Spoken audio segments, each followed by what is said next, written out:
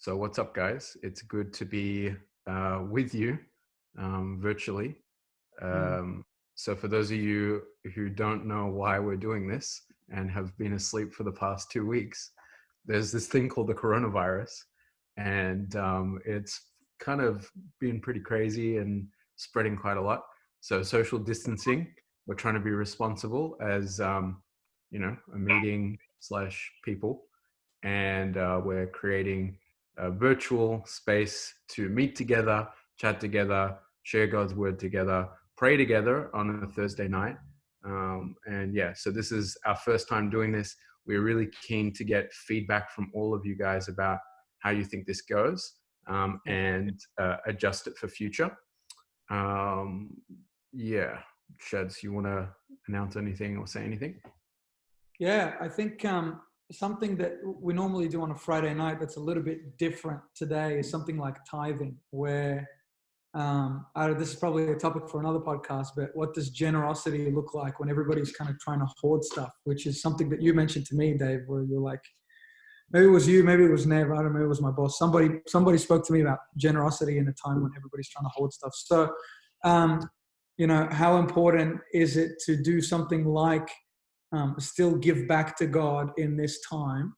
I think that would be a really cool thing for us to do. Thankfully, we have a bank account that you can jump onto your banking app and deposit into online. So maybe if Rana or one of the youth leaders can post the account details in the chat, whoever wants to give during, after, whatever, and still be able to participate in that without putting something in the physical, that would be great. But other than that, great to see you guys. First time we're doing a podcast like this. We had some people yesterday on in the prayer meeting and just in the Zoom hangout afterwards, and it was a great time. So hopefully today is just as awesome, and we're trying something new. So we appreciate your support and your love and your patience and your prayer for it and for us and for the church in general. So, yeah. Yeah. Well, just to let you guys know what we're planning for tonight and how we want things to run. So the first thing is that Shadi and I, for the next, hopefully half an hour, because I'm going to look at the clock and I'm going to wrap us up at half an hour. So in half an hour, we'll finish our conversation, and we're going to talk about faith when fear is going viral. If you saw what we did there. But yeah, we're going to talk about that, and we encourage you guys to comment in the chat questions that we'll then go through at the end of this, and then after that, we'll have a time where everyone's unmuted and we chat, we talk, just like you would at the end of a Friday night, meeting up with each other, and then and that's pretty much it. So that's the plan. Well, maybe not all everyone that, unmuted for the Q&A because that could get a little chaotic, but we'll obviously you can speak up. sure, we'll figure the Q&A out as we get to it. But for now, at least type in the questions that you have in the chat, and we'll either do it based through text, or we might unmute certain people to ask certain questions at certain times. We'll figure it out. We'll play it by ear. All right. Well, okay. For those of you who don't know, I'm a doctor, and so coronavirus is something that has been very prevalent. Obviously, pretty much, I would say 80, maybe even 90% of my consultations these days are to do with people either thinking they have it or just worried about it, wanting to talk about it.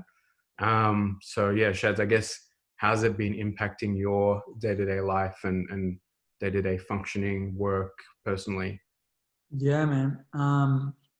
It's been really strange just because of how quickly it came on. Because I know it's been in China for since whatever it was, November or October maybe. It just, first time I heard of it was like the start of March. Like I'd never heard of COVID-19 before that. So it just feels like the world sort of turned upside down really quickly and without any warning. Like suddenly we're talking about staying home and people are climbing over each other for toilet paper and all this kind of crazy stuff that was just not on any of our minds before that. And you're a doctor. My role is to be a community manager. So I'm in a building full of people who I'm there to support. And right now I'm in that same building. And instead of there being, 300-400 people in it, there's 9-10 people in it. So it's a big dramatic shift of sort of what the day-to-day looks like. And everybody's worried about keeping 1.5 meters and all that kind of stuff. So it's definitely changed the game. And it's been interesting on that side, but also like starting to see people actually lose jobs and come to us and say, hey, we can't pay the rent, or, we have kids and, we don't know what's going to happen with school and all this kind of stuff. So we're freaked out, but it's not 1 or 2 people, it's hundreds at a time. So it's been very chaotic at, dealing with that where I work. And I'm sure the same for you with all the people coming into the clinic and, but yeah, it's been a strange whirlwind, I would say. Yeah. Yeah. I think the thing that struck me the most, like the physical side of things, like personally, I'm not too worried about. I don't think a lot of people should be worried about. I think we still need to do our part, obviously, social distancing, be responsible people. But the physical side of things is not a part that I'm really worried about. The part that freaks me out and that is really confronting is how people are panicking, like how people are getting to a point where they see like toilet paper on the shelf and they think that I must buy like 20 like packets of this. Yeah. And how people are willing to like literally put other people in harm's way to like do their own thing or whatever else. I've had people literally coming in just like crying about the things that they've seen other people do. I had one woman, I had one woman who went to the grocery store and she just broke down and cried in front of the nappy aisle because it was all completely empty. And I had another person witness a fight between 2 people over toilet paper. And so that's the thing. It seems like the world is going crazy around us. Yeah. Yeah. It's made me very reflective.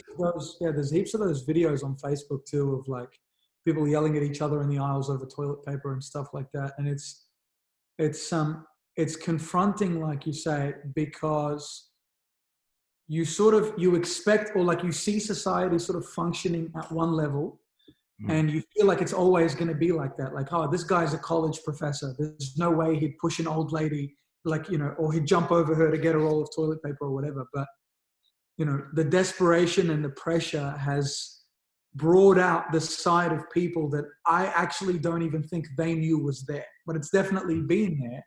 But it's just kind of shown, it's just uncovered what's sort of been under the surface with a lot of people, whether it's been fear or anxiety or like whatever was already there has just kind of been dialed to 100.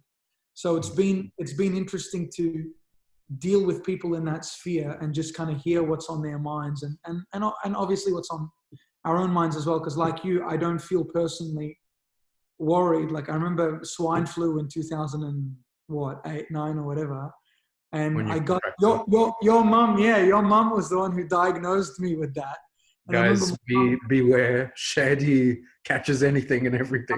I'm still contagious, guys. But your mom was the one who diagnosed me, and she called me back into the clinic, and she called my mom. My mom came with me, and my mom was sitting next to me waiting for it like it was a cancer diagnosis, and when Tanta's like, oh, you have swine flu or whatever, my mom started crying and like it was freaking out. And I remember like the little bit of hysteria that caused, and it was nothing compared to this. So people are definitely showing things that have been buried deep that are now coming to the surface because of the pressure that this has caused. Yeah. So I guess watching the craziness, how have you been coping? Like, have you been doing anything differently, or like what are the things that you've been doing to kind of manage with the craziness? Yeah, I think like, I don't know about for you, but for me, music is a big thing. So I come home and like literally I wash my hands, and before doing anything else, eating, like I just say hi to my family. I get into this room and I pick up that guitar or the piano to my right, and I just Mhm. play for 15, 20 minutes. And that's one of the things that just gets me out of my head, and I can concentrate and relax and then kind of tackle the rest of the day. That, and it's highlighted to me how important community and connection actually are. Because I feel like they're buzzwords, like, oh, community, we should be together, like love each other, family, blah, blah, blah. But I think when you take it away, you begin to really feel like I'm a person who is used to, hugging people and seeing them every day and whatever. That element of my life has been removed. And so a phone call means a lot more now. A FaceTime means a lot more now. And so I've been intentional with contacting my friends, with contacting people at work who I need to see. Even at work, we've got things like Zoom, where every morning from 9 to 11, the entire team is on a Zoom call. So we can all see each other, and we still feel very connected to each other because of that. And thank God for technology in that part. And that's sort of the physical side. And on the spiritual side, just making sure that just because church is online, or because worship isn't happening the same way or whatever, we don't just go, oh, well, okay, we're taking a break, we'll pick up our relationships with God in 6 months. But no, pressing in more, because there's actually a greater need and a bigger opportunity now than there Mm. is when everyone's kind of just doing their own thing. So Yeah. that's I think one of the personal challenges I've been facing is every morning I have a routine. Get up. I won't say my whole routine, but essentially quiet time, and then from quiet time, shower, get ready, go to work, and that's my morning. And one of the things that I've been struggling with a lot is the first thing I want to do when I wake up is look at the new stats, look at the new updates, look at yeah, the new guidelines, catch up on, and then when I do that, it becomes like a deep hole of like I could do it for ages.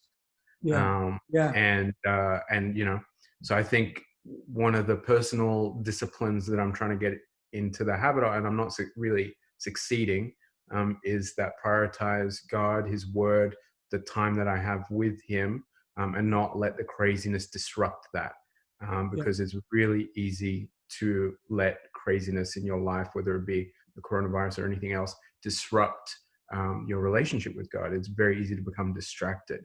Um, on that, I guess one thing I've been hearing a lot has been, well, so I'm part of this Facebook group um, of GPs who are general practitioners.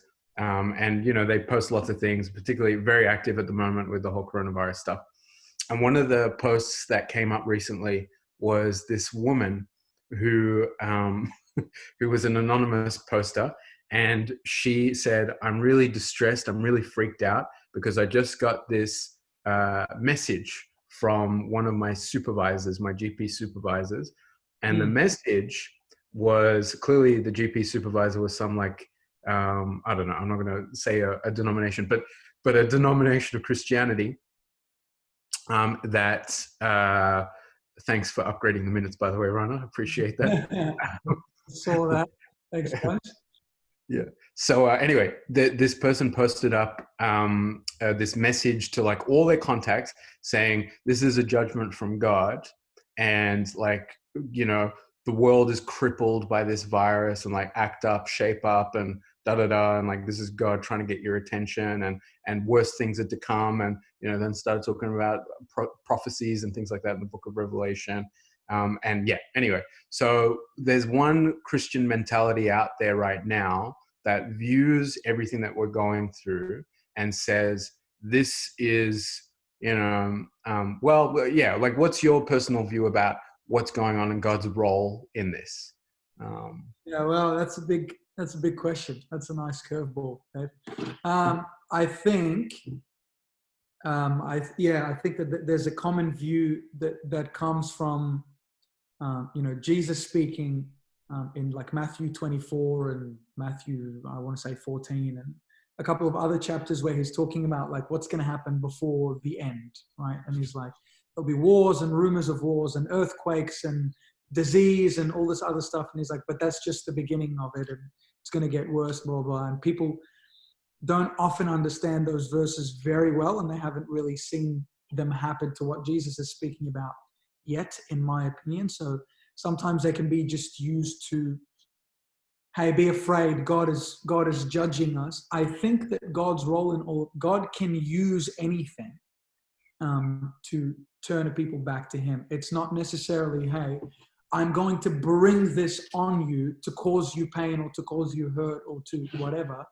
But no, this thing is coming, and I'm working within it to bring you back. I'm working within it to show you something else. I'm working within it to uncover something in your heart, in your mind, in your life, to show you a different side of myself. Like as a Christian, I'm not looking at it and saying, hey, God is judging me. God is judging, like if I get the coronavirus, that's a punishment from God. It's my punishment was taken by Jesus on the cross. That my punishment is finished as far as God is concerned. That's not how God operates with me as his child anymore. It's not about inflicting damage on me. He can discipline me, but it's not about lightning bolts from the sky. That's not what a dad does to his kid. And so for me personally as a Christian, it's about, just a reminder, where does, like C.S. Lewis used to talk about this thing where he would say, when he went through a phase of doubt and when his wife died, I think was the story, he felt like he had all this faith and he'd written all these books and he'd done all this stuff. And then as soon as God took that away from him, he felt like his whole faith was just a house of cards that was so easy to blow down into the wind. And I think it's moments like these that make us question, what is it that we really believe? How much does our faith actually matter to us in this moment? Not so much, is God judging the world and all this kind of stuff, but where do we stand in this in relation to God? And what's he trying to do in our lives and in the world in this moment? And I think that that's a really important sort of question to try to think about for now, because I think we have a role to play in this atmosphere that we're living in right now. Yeah. What do you think? I'm interested in your thoughts though. What do you think about that? Yeah. I think that as with many things in our life where God acts in ways that we don't expect or acts in ways that we think are negative or bad or some might even say evil, I think that sometimes hindsight gives you a better picture of what God might be trying to achieve. Yeah. And I think that our role as Christians, our role as followers of Jesus, is to recognize that this world is still under his authority, that our lives are both, generally speaking, under his kind of authority, but on a personal level that we should surrender our lives and surrender our desires and this and that and the other thing to him. And so when I look at a situation like this, I'm not so much worried about what God is trying to do or what he's trying to communicate or say, but rather more reflecting about, well, what's my response going to be? And I think that if you try to put onto God an agenda that you yourself have, so in other words, God is trying to judge you, right? He's sending this plague to judge you and that there's more to come or whatever else. Well, then you could be wrong because you don't know. Who are you, human, to speak on behalf of God? It could be. I personally don't think so, but it could be. But then again, and also vice versa. If you're saying, oh, God, like this is not related to the coronavirus, but I hear this all the time. God wants to heal you. God wants to save you. God wants to, like, sure, okay, but who are you, a man, to speak for God and like to say these things with such like authority? And so I think it's not so much about trying to divine intent or divine a purpose, although I think we should still try to, but be slow to declare that and be quicker to rather declare our response to him in the moment. And so I think the better reaction is not to say these things, but rather to say, all right, God, well, look, I still trust you and love you, and I trust that you're still good, even though this circumstance, this situation doesn't seem very good. Mm. And even though I'm having a hard time, I'm worried. I'm worried about my family. I'm worried about my unborn baby. I'm worried about my job and finances and this and that and the other thing, and friendship, and I'm lonely and whatever. But the idea is like, but I still trust you, and I love you, and I know that you're going to provide, and then lean into him and find out how he does provide and how he does reveal things in his time for our good. Yeah. I think a couple of things, like, you know, what we talk about trust a lot. And I remember just kind of growing up in church, like probably most people on this platform right now joined us. And just hearing stuff about God, right? And it's like this, you should trust God, you should love God, you should obey God, you should respect and fear God, right? You should, you know, listen to God and all this kind of stuff. And it's like, and they sound right, and you know that they're right. You should trust God, but why? Like, there has to come a point in a person's life, and moments like these kind of help for a person to sort of really sit down and ask those hard questions. You have to come a point where you say, why do I trust him? Why should I obey him? Is he actually good? Like, because if we're talking about, you know, how do we respond in a time like this? What is our response to God? Rather than what is he doing? We don't always understand what he's doing. We just know that he knows what he's doing. So what should we be responding? Well, why should I trust him? How can I trust him? Is he actually good? So for me, it always comes down to relationship and the knowledge of a person's character. Like, if you say to me, hey, Shads, go out to your mailbox. I've left you something there. It's a present. I think you're going to like it, right? My first response isn't, nah, Dave's lying. He's pranking me. He hasn't left me anything. Like, you know, Dave hates me, whatever. Like, it's not, because I know you. I'm like, I know Dave. I've journeyed with Dave for 16, 17 years of my life. I know his character. I know that if he's this excited and if he's saying to me, hey, go check your mailbox, there's going to be something there. My first response is going to be, hang on a second, I'm going to go to the mailbox. I want to see what mine looks like. Just wait. Mute your guys.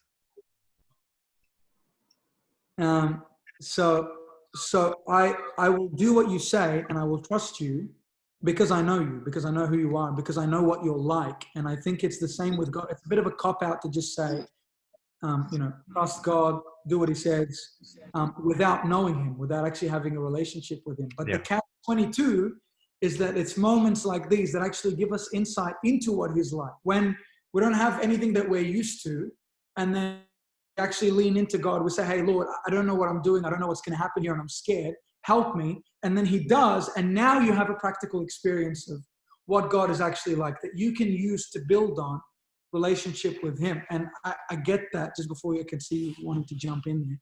Psalm 77. Psalm 77 is David, King David, not this David, the man who this man is named after.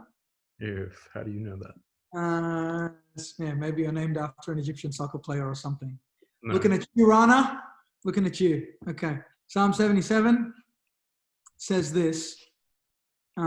It's David, and David is freaked. It's King David, and David's freaked out. Okay. And he says this. I cried out to God with my voice, and he gave ear to me. In the day of my trouble, I looked for the Lord. My hand was stretched out in the night without ceasing. My soul refused to be comforted. I remembered God and I was troubled. I complained and my spirit felt overwhelmed. You hold my eyelids open so that I am troubled and I cannot speak. I've considered the days of old and the years from ancient times. I call to remembrance my song in the night. I meditate within my heart, and my spirit makes diligent search. Will the Lord cast us off forever? Will he be favorable? Will he not be favorable to us anymore? Has his mercy stopped forever? Has his promise failed forever?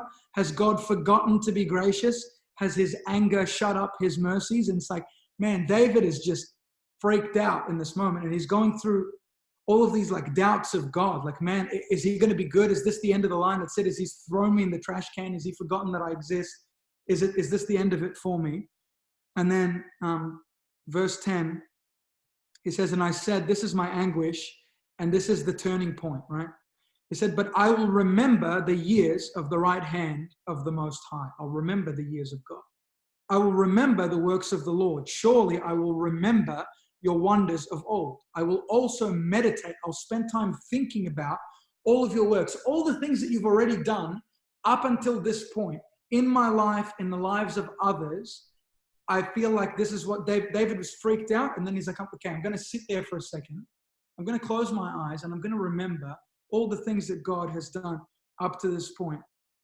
Verse 11, surely I will remember your works. Surely I will remember your wonders of old. I'll meditate on all your work and talk of your deeds. Your way, O God, is in the sanctuary. Who is as great as our God? So he went from, has God stopped and cast us off? Has his power ended? And to suddenly, how great is our God, right? You are the God who does wonders, right? He's declaring something. You have declared your strength among the people. You have with your arm redeemed your people. Hey, you've saved us before, right? The sons of Jacob. The waters saw you, O God. The waters saw you when they were afraid. The depths trembled. The clouds poured out water. The sky sent out a sound. Your arrows flashed about. Your voice is like thunder in the whirlwind. The earth trembled and shook. Your way was in the sea. Your path is in the great waters. Your footsteps were not known. You led your people like a flock by the hand of Moses and Aaron. He went from this like hyper questioning of God and being super scared to just thinking about who God actually is and who God has been and what God has already done. And it gave him comfort. And he ended up praising and worshiping God out of that, as opposed to continuing in his fear. And so I think you say, how do you cope? It's been a huge part of my life where I've had this little, the youth might have heard this before, I've had this little blue journal that's like this thick from like 2007 or 2006. And every time God has done something in my life where I can actually say, hey, I prayed for this or this happened and this is how God came through. I write the day, I write the time, I write the experience, and I write how I felt in that moment, and I write how I praised God in that moment. And when the bottom falls out for me, and it has a bunch of times across my life, I literally find that little blue book on my shelf and I do exactly what David does here. I go, I will meditate on your works of old, not just in my life, but in the thousands of years that you have been faithful, Lord. This isn't new for you. You're not freaked out by this. This isn't like something that you didn't see coming, but no, you're still here. You're still faithful. You're still active, and you are still my God, and you will still lead me the same way you led all of these people before me. And that turns my worry into worship. Exactly the same as it did for David in this passage. That's me. Yeah. I think, faith is such a churchy word, such a Christianese word. And I think we really forget what it actually is. And it's trust. Faith is trust. And you're absolutely right. You can't trust someone you don't know, or you'd be stupid to trust someone you don't know. You really do need to have that relationship with God to be able to trust. And one of the things I always think about is Moses. His first encounter with God, with the burning bush, and he approaches the burning bush with confusion and a little bit of suspicion. And as God talks to him, that confusion and suspicion turns to blatant, leave me alone. I don't want anything to do with what you're doing. Go lead my people. No, bro, I left Egypt. I'm done with it. No. And God eventually commands and says, no, you're doing it. And then it's a relationship. As the relationship unfolds, as Moses gets to know God, as Moses gets to understand God and know who he is, and see his awesome power, his mercy, his grace at work and unfold and be used by God, all of a sudden you go from this man who's very resistant to be in relationship and to engage with God, and to even believe that God could do what he's saying through him or through anyone. And then all of a sudden you see this guy who's splitting apart the Red Sea. So trust in God, faith in God. It's relational. You cannot have faith. And I think one of the things we try to do is we try to manufacture it. Like Yeah. it's a mindset. It's something I'll just like believe, like, or have a positive outlook or whatever else. That's Yeah. not faith. Faith is not a positive outlook. It's knowing God, and it's knowing him so intimately and deeply that, you know, even when a crisis comes around, that it's okay. He's got me. And it's not coming out of this false sense, like just blunt. Like I hate when people say, when people use the word faith as just like a shrug, like, I just have faith, you know, that's Yeah. called blind faith, and that's not biblical. It's Yeah. not biblical to just shrug your shoulders and say, I just have faith in God. That's stupid. That's dangerous. That's dangerous to you, and it's dangerous to people around you. Whereas real biblical godly faith is when you know him, when you have seen his works, both through the Bible as well as in your own life, and he takes you through that same journey that Moses went on, and that countless others throughout the years have been on.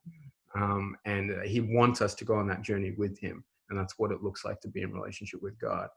And I guess the follow-up to that then, though, is, well, like you mentioned, that this situation is potentially one of those times, one of those opportunities to actually see him at work in our lives, see him at work in the world, trust him, and see what he does, and have it, you know, record it down in our own little blue books or whatever. Well, what do we do in the meantime? Like, while we wait, like, how do we engage with him? How do we show that we trust him in times like these, while we wait on his? Man, that's like, when you go to James, right? There's a couple of things, I guess. There's a practical element, and then there's, like, you know, a spiritual element, and the spiritual element shows that it's real when the practical element gets done. So James is saying faith without works is dead, right? It's this idea. I always had this mental image of, like, when I went to New Zealand, there's this bungee jump that's like 165-meter drop on the bungee, right? And I looked it up. I think it's 164 meters or something. That distance is the exact distance between the top of the spiral of the Harbour Bridge and the water. Like, that's the distance that you're falling when you jump off this cliff in New Zealand, right? I've been thinking about doing this thing for years. I haven't done it yet, but I've been, like, researching the heck out of it, right?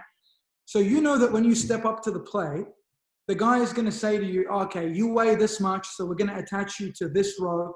This rope can hold like 3 trucks, okay? You weigh 65 kilograms. This rope can hold tons of weight, right? It can definitely hold you up. And you can say, yep, I believe that. I can see that the rope is tested and it won't fail, and the thing that's holding the rope is just as strong and whatever.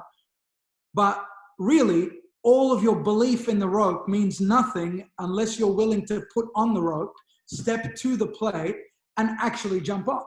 Like, and that's what I mean. Moments like these reveal whether we actually believe what we say we believe. And it can be as simple as, hey, God will provide for me. I don't need to hoard when I go to the supermarket. I will actually live by example, by going to the supermarket, getting what I need, and going home, knowing that I'm doing the right thing before God for myself, my family, and the people around me, and he will provide, right?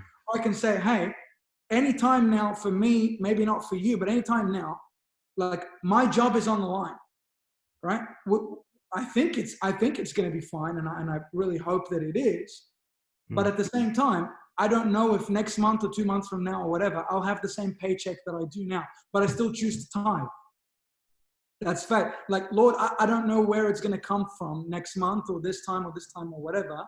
And maybe that's not the case, right? But I'm still going to live as if you are completely in control, because the reality is I completely believe that you actually are in control, right? And so faith shows itself in the practical outworking, right? That's one thing, but how do we show it today in a practical way, other than sort of those things? To me, something that my boss taught me is that the way that Jesus ministered, and it was actually you who taught me this a long time ago, before Nev expanded on it, is this idea that Jesus ministered by meeting need. Like before he preached the gospel to anyone, he met need. So he told the disciples to go, to bless, to befriend, to heal, and to preach, right? When you're still at the sort of the journey. So go is actually have the courage to start a conversation with someone, right? To actually, wherever it happens to be, the supermarket, home, pick up your phone and call a friend who you haven't talked to in a while, whatever it is.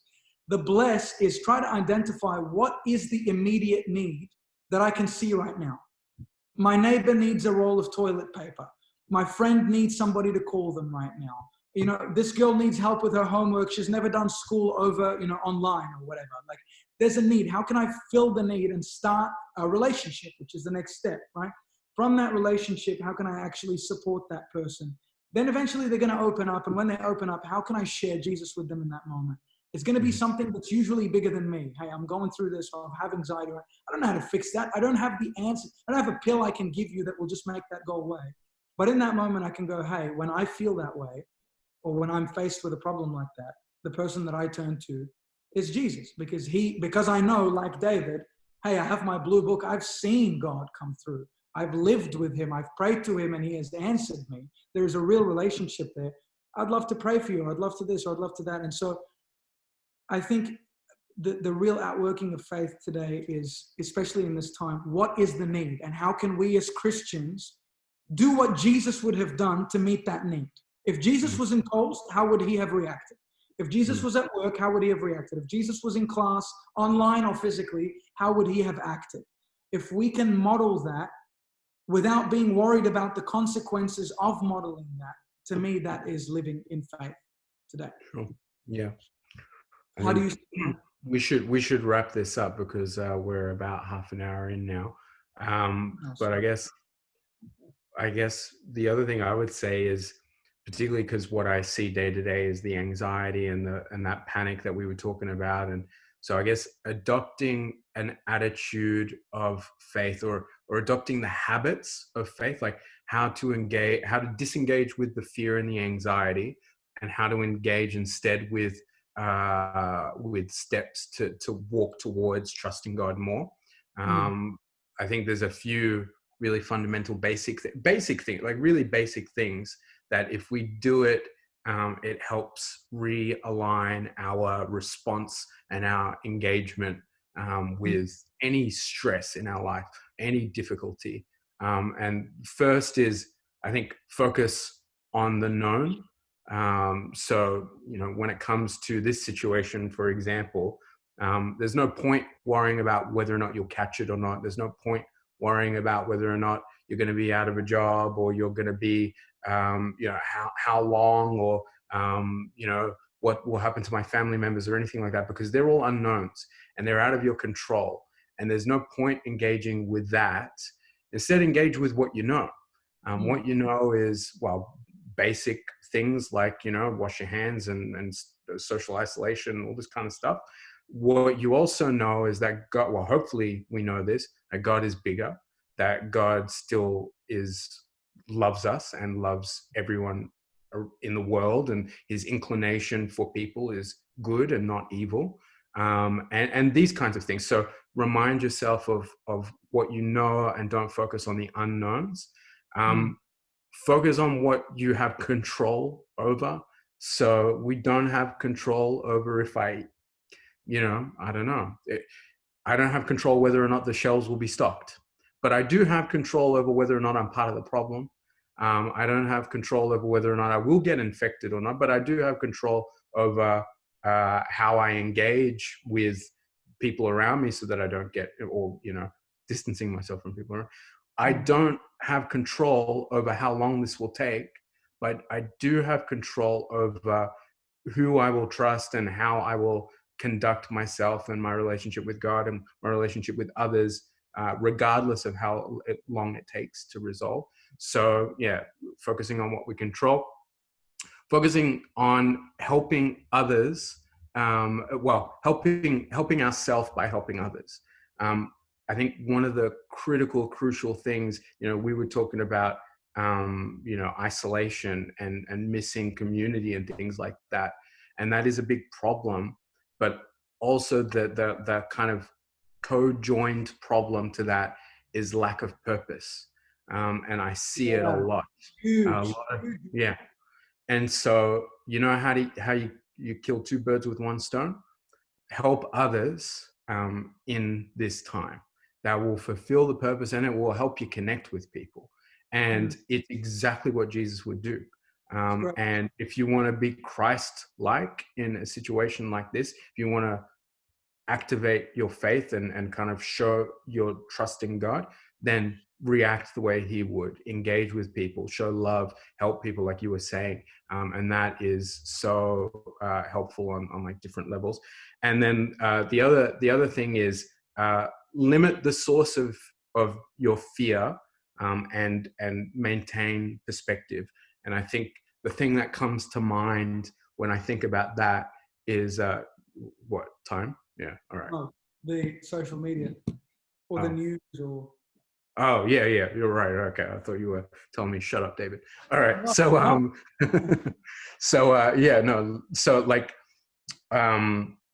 limiting kind of the inputs to what's helpful. Now, news is not unhelpful necessarily, but being glued to the news and stressing over the news can be unhelpful. But more than that, the thing that comes to mind biblically is Peter. Peter, Jesus, they're in the boat and Jesus comes out to them on the waters, and Peter sees it and they all think it's a ghost, which is a very rational thought to come to your mind. And then in that situation, the next thing that they want to do is they like quick run away. But Peter, he's like, "Is that you, Lord?" And Jesus is like, "Yes, it's me." And then he's like, "If it's you, tell me to come out on the water." And so then he's like, "All right, come on out." And guess what? He takes a few steps on the water and he's walking on the water just like Jesus is. And yet then his eyes, instead of looking at this feat and looking at Jesus who's already walking on water, looking at himself who's already walking on water, and like continuing in that mode, he does the very human thing, which is to look at the water and to look at the waves and to look at the fact that what the heck is going on here? I'm walking on water and this is not possible. And immediately the response is that, okay, when your fear and your trust in God starts to wane, you start to be swallowed up by the things that you worry about. And it's such a human thing. So it's not about being in a blind bubble, but it is about always keeping your perspective. And the perspective is that God, who did everything to win you back and even went to the cross to show you his love and to bring you back in, he's the same God who's in this situation, in every situation in our lives.